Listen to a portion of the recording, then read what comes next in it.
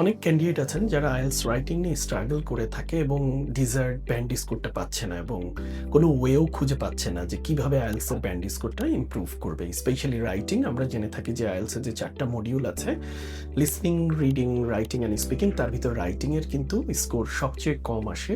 Recent টাইমে আপনি যদি দেখেন, ইনফ্যাক্ট আপনি যদি গত 5 বছরের একটা রিসার্চ করেন আইএলটিএস রাইটিং এর স্কোর নিয়ে, সেক্ষেত্রে বাংলাদেশ বা এর আশেপাশের কান্ট্রিগুলোতে এভারেজ রাইটিং এর ব্যান্ড স্কোর কিন্তু দেখবেন যে এমন 5.5 থেকে 6.5। সো এর বেশি কিন্তু না। এর পিছনে আসলে রিজনটা কি? অনেকেই চিন্তা করে থাকে যে অবভিয়াসলি গ্রামার তো একটা প্রবলেম, এর সাথে ভোকাবুলারিও তো আরেকটা প্রবলেম। সো এগুলো আছে। এর বাইরেও মেজর যে জায়গাটা আপনাকে ফোকাস করতে হবে, কারণ ইন জেনারেল যখন অন্যরা ইংলিশে ইভেন ভালো, গ্রামার ভোকাবুলারিতেও ভালো, আইএলটিএস এর বাইরে যখন রাইটিং করতেছে সেগুলো ভালো হচ্ছে, কিন্তু আইএলটিএস এর ব্যান্ড স্কোর উঠছে না।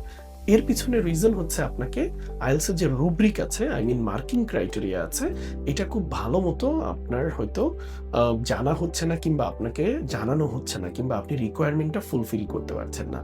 তো সেক্ষেত্রে আমি বলবো যে আইএলটিএস রাইটিং শুরু করার আগে আপনাকে অবশ্যই জানতে হবে যে এই রাইটিং এর ক্রাইটেরিয়া বা এই রাইটিং এর জন্য রিকোয়ারমেন্টস গুলো কি কি। ধরেন আপনি অনেক ভালো কিন্তু আপনি রিকোয়ারমেন্ট ফুলফিল করতে পারছেন না, সেক্ষেত্রে কিন্তু আপনার নাম্বার দিবে না।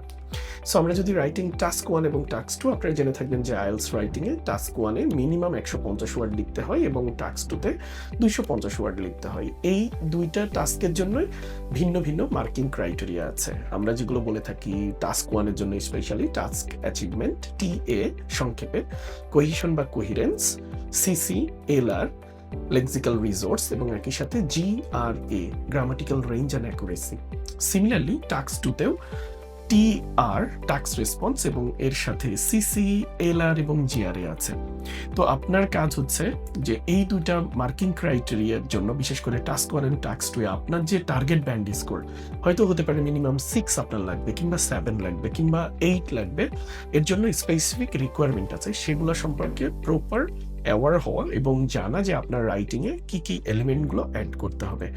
এগুলোকে যদি ফোকাস করেন, আই হোপ আপনার ডিজায়ার্ড ব্যান্ড স্কোর পেতে কোনো অসুবিধা হবে না। Thank you everyone for watching this video, and I hope this video will help you.